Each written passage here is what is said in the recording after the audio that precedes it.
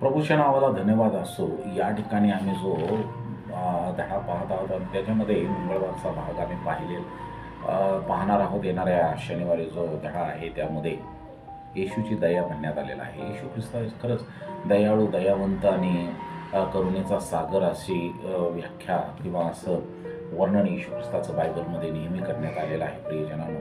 आणि म्हणून आम्ही पाहतो की जुन्या करारामध्ये याच्या अगोदर आपण पाहिलेलं आहे की देवाचं अशाच प्रकारचं कल्पनाचित्र आहे की देव दयाळू आहे, देव दया करणार आहे. आणि आपल्या टायटलच असं आहे की तळमळ आणि दयाळू देव.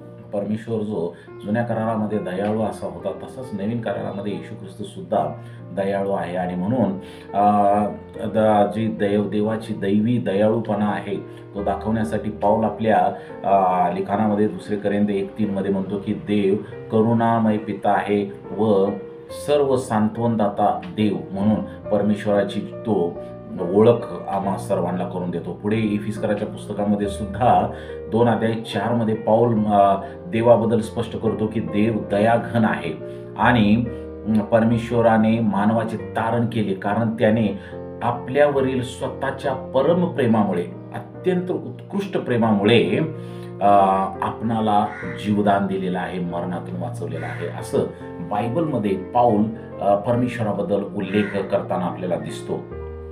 नवीन करारामध्ये ज्यावेळेस आम्ही येतो, नवीन करारामध्ये वेगवेगळे जे दाखले परमेश्वराच्या पवित्र वचनामध्ये देण्यात आलेले आहेत, त्या दाखल्यांच्या मध्ये ज्यावेळेस येशू ख्रिस्त बोलत आहे त्यावेळेस येशू ख्रिस्ताने स्वतः एका अत्यंत महत्त्वाच्या शब्दाचा उपयोग केलेला आहे, वापर केलेला आहे. आणि तो शब्द म्हणजे त्याला कळवळा आला. कळवळा येणे या शब्दाला त्यानं नेहमी वापरलेला आहे, कारण की याच्यामध्ये तो आपल्या पित्याची ओळख करून देत होता. जुन्या करारामध्ये जो पिता होता दयाळू, लोकांना त्याचा कळवळा येत होता, तसाच येशू ख्रिस्ताला नवीन करारामध्ये लोकांचा कळवळा आला. त्यांची व्यथा बघून, त्यांची अडचण बघून, त्यांच्या दुखणे बघून, त्यांचे आजार बघून परमेश्वराला त्यांचा कळवळा आलेला आपल्याला, येशू ख्रिस्ताला त्यांचा कळवळा आलेला आपल्याला पाहायला मिळतं.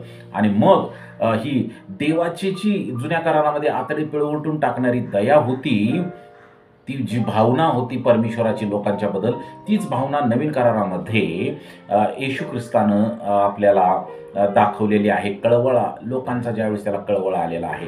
आणि म्हणून प्रियजनांनो आम्ही पाहतो की मत्तईचं पुस्तक 18:27 लूकचं पुस्तक 10:33 येशू ख्रिस्ताला लोकांचा कळवळा आलेला आहे. आणि म्हणून आम्ही पाहतो की जुन्या करारात आणि नवीन करारात दाखविण्यात जे आलेलं देवाचं प्रेम आहे ते जवळजवळ सारखं आहे. आणि मग आम्ही पाहतो की याद्वारे नवीन करारामध्ये येशू ख्रिस्त देवाला समोर, जगाच्या समोर ठेवत होता. प्रियजनांनो,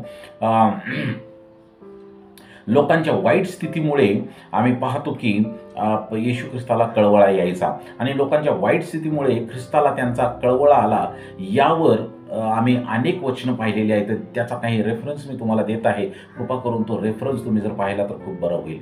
मत्तई 9:36 मत्तई 14:14 मार्क 1:41 मार्क 6:34 लूक 7:13 या सर्व वचनांच्या मध्ये येशू ख्रिस्ताला लोकांचा कळवळा आलेला आपल्याला पाहायला मिळतं.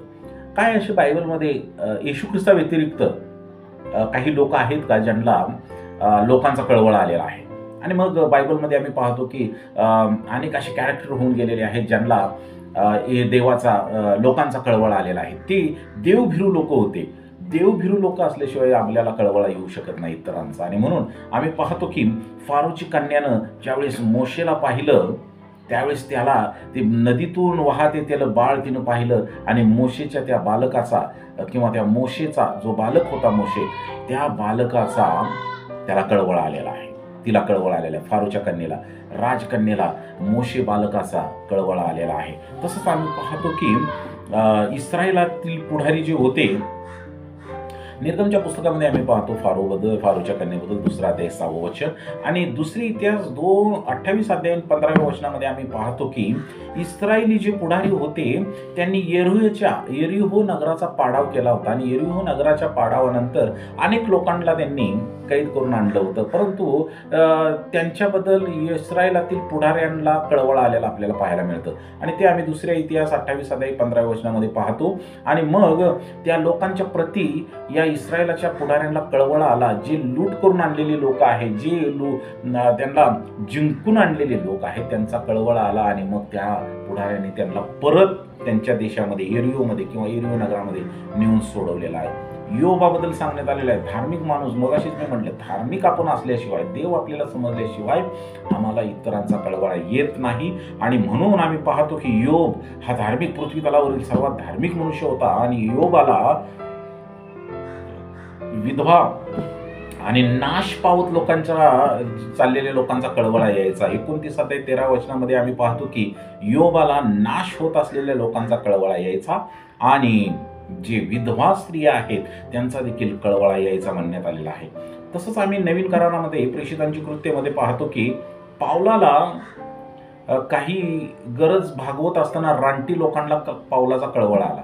पाऊल अडचणीमध्ये असताना तिथले रानटी लोक जे आहेत, बर्बर लोक त्यांना म्हणण्यात आलेले आहेत, त्यांना पावलाचा कळवळा आलेला आहे आणि त्यांनी त्याच्यासाठी मदत केलेली आहे. प्रेषितांची कृती 28 अध्याय आणि दुसऱ्या वचनामध्ये आपल्याला हे पाहावयास मिळतं. काय प्रियजनांनो, आपल्या सर्वांना देवाची लोक या नात्यानं इतरांचा कळवळा येतो का? येशू ख्रिस्ताला लोकांचा कळवळा येत होता. येशू ख्रिस्ताला लोकांचा कळवळा नेहमी येत होता. आणि मग येशू ख्रिस्ताला केवळ लोकांचा कळवळाच येत नव्हता, तर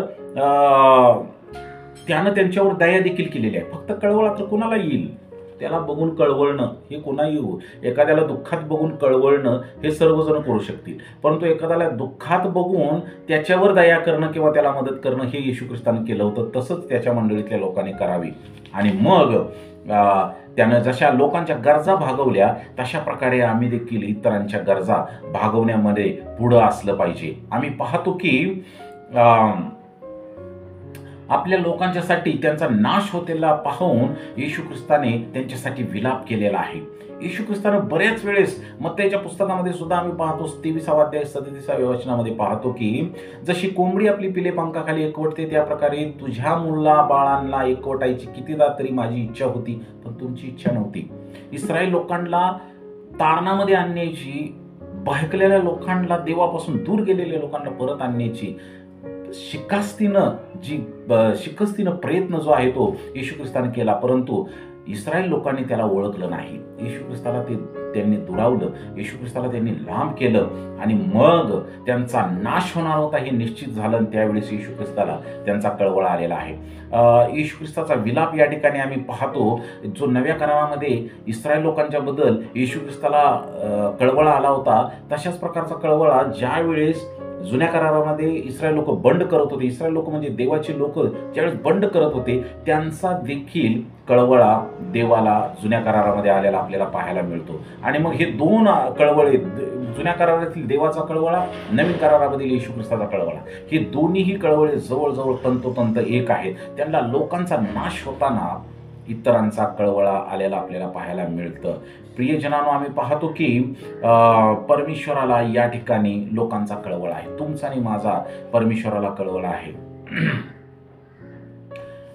त्या कळवळ्यापोटीच एक प्रीतीचं शेवटचं अंतिम उदाहरण म्हणून येशू ख्रिस्तानं वधस्तंभावरती जगातल्या सर्वांच्यासाठी आणि इस्रायल लोकांच्यासाठी आपला प्राण अर्पण केला. हे प्रीतीचं अंतिम उदाहरण होतं. माझ्या प्रियजनांनो, आपण आपले जीवन ख्रिस्ताच्या जीवनाप्रमाणे कसे आदर्श करावे हे त्या येशू ख्रिस्ताकडून आपण शिकलं पाहिजे. आपण ख्रिस्ती या नात्यानं काय येशू ख्रिस्ताचा आदर्श घेतलेला आहे का? काय आम्ही इतरांचा आम्हाला कळवळा येतो का? बरं, नुसता कळवळा येणं गरजेचं नाही, ते कळवळा येऊन आम्ही इतरांच्यावर दया करत असताना त्यांना काही मदत करतो का? आम्ही केली पाहिजे, कारण आम्ही आमची दृष्टी इतरांच्या गरजावर आम्ही लावली पाहिजे.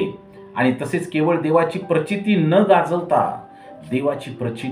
गाजवता ती जी प्रीती आहे ती वेगवेगळ्या प्रकारे इतरांना आम्ही दाखवली पाहिजे. आणि म्हणून प्रियजनांनो, हा अत्यंत महत्त्वाचा विचार मी आज या वचनातून तुमच्या समोर ठेवत आहे की तुमचा प्रभू येशू ख्रिस्त जसा त्याला इतरांचा कळवळा येत होता, तशाच प्रकारचा कळवळा तुम्हाला आला पाहिजे. येशू ख्रिस्ताला नुसता कळवळा येत नव्हता, तर तो त्यांच्यासाठी मदतीचा हात पुढं करत होता, किंवा त्यांची काळजी घेत होता, किंवा त्यांना कोणत्या ना कोणत्या प्रकारे मदत करत होता. काय तुम्ही आणि मी ख्रिश्चन या नात्यानं किंवा देवाचे लेकरं या नात्यानं इतरांना मदत करत आहोत का?